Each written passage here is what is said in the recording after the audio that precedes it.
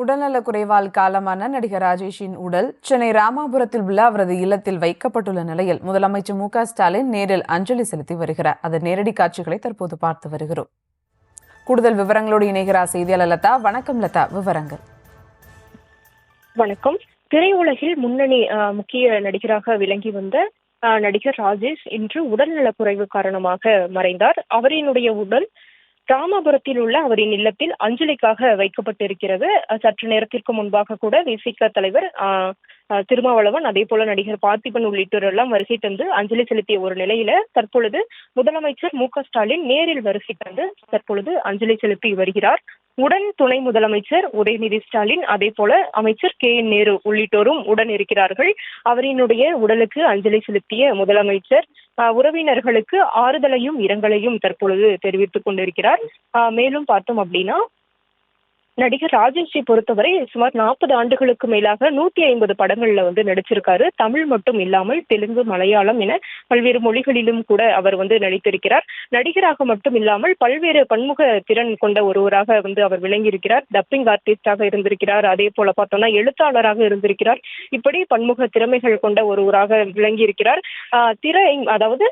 திரைப்படங்கள் மட்டும் இல்லாமல் சினிமா என்பது மட்டும் இல்லாமல் அரசியலில் இருக்கக்கூடியவர்களுடனும் நன்கு பழகக்கூடிய ஒருவராக, அரசியல் கட்சியினரோடு இணக்கமாக இருந்த ஒருவராக விளங்கி இருக்கிறார்.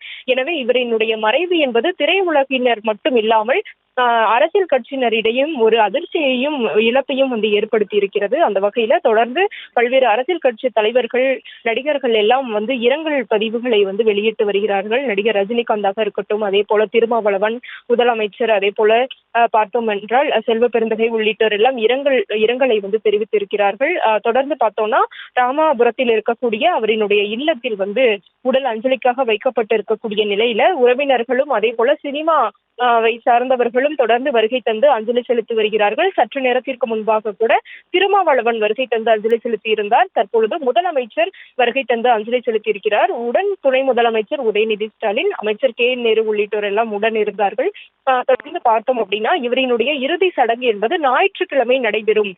கிறிஸ்துவ முறைப்படி உடலானது அடக்கம் செய்யப்படும் என்று உறவினர்கள் தரப்பில் தெரிவிக்கப்பட்டிருக்கிறது. ஏனென்றால் இவரினுடைய உறவினர்கள், முக்கியமாக இவரினுடைய மகள் கனடாவில் இருக்கக்கூடிய நிலையில அவர் இங்கு வருவதற்கு குறைந்தபட்சம் 48 மணி நேரமாவது ஆகும். எனவே ஞாயிற்றுக்கிழமை கீழ்ப்பாக்கத்தில் இருக்கக்கூடிய கல்லறை அந்த தோட்டத்தில் இவரினுடைய அந்த உடலானது நல்லடக்கம் செய்யப்படும் என்று உறவினர்கள் தரப்பில் தெரிவிக்கப்பட்டிருக்கிறது. அந்த வகையில தொடர்ந்து தற்பொழுது அஞ்சலி செலுத்தி வரக்கூடிய அந்த நிகழ்வுகளானது நடந்து கொண்டிருக்கிறது. விவரங்களுக்கு நன்றி லதா.